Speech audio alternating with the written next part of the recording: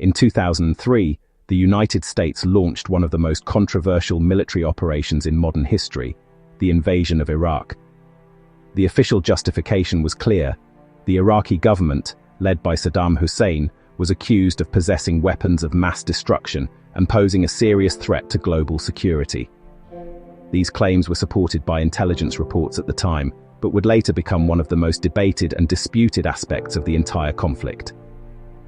Following the attacks of September 11, 2001, the US government adopted a more aggressive foreign policy, aiming to eliminate potential threats before they could materialize. Iraq quickly became a central focus of this strategy. In March 2003, a coalition led by the United States and the United Kingdom launched a full-scale invasion.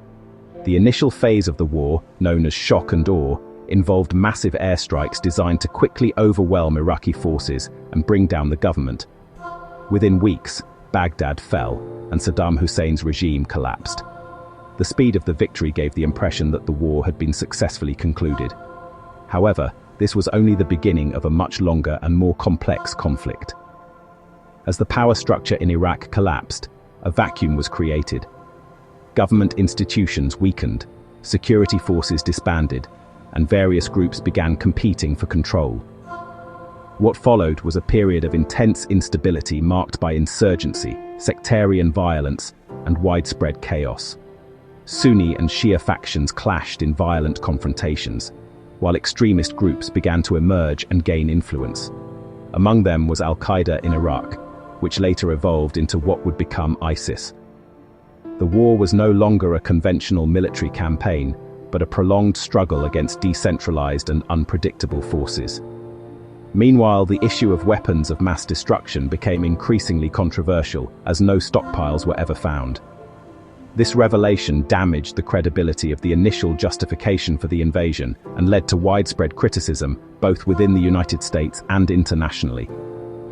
The war sparked massive protests around the world and raised serious questions about intelligence, political decision-making, and the true cost of military intervention. As years passed, the situation in Iraq remained unstable. US forces faced constant attacks, and the mission shifted from removing a regime to attempting to rebuild a nation.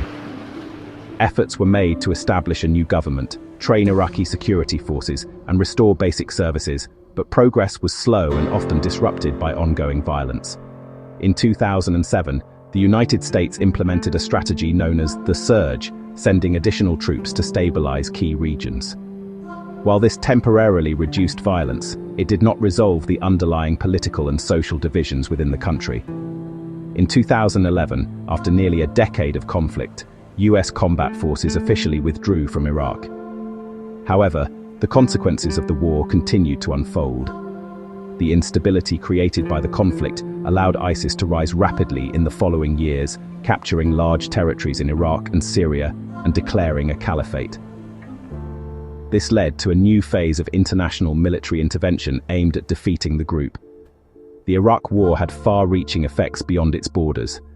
It reshaped the balance of power in the Middle East, influenced global politics, and changed how future conflicts would be approached. It also had a profound human cost, with hundreds of thousands of deaths and millions displaced. For many, the war remains a powerful example of how complex and unpredictable modern warfare can be. It demonstrated that removing a government is only the first step, and that rebuilding a nation requires far more than military force. The Iraq War did not just change Iraq. It changed the world's understanding of war, power, and consequence.